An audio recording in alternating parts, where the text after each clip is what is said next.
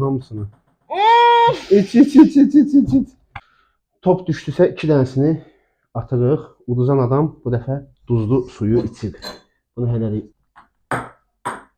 belə də ata bilərsən.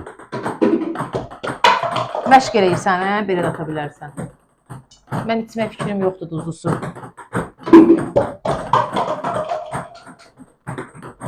Belə də geçsin. Aa!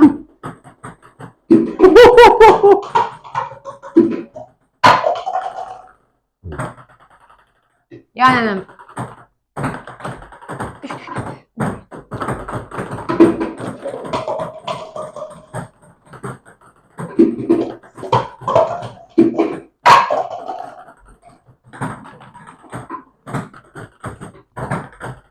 git burada eğilir.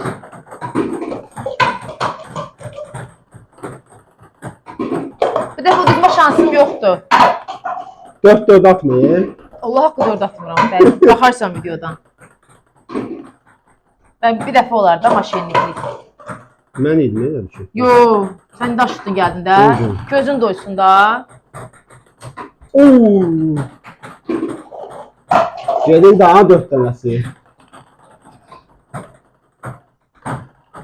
Aa.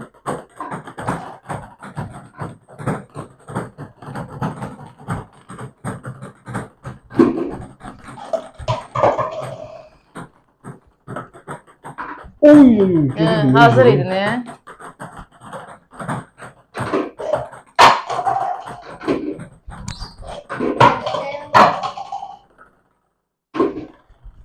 Ak topları da koydum. Sən ha. Bu ne? Sen ak topları hazırla, ben onları atan kimi ak topları getir. Oyun kızışırdı.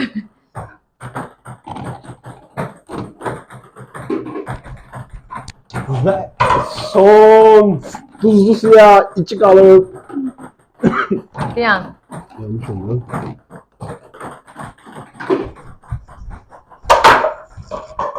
Allah.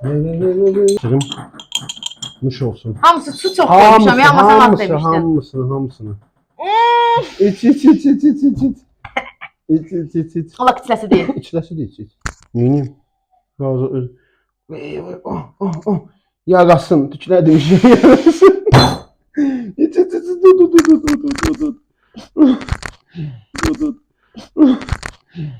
Ud.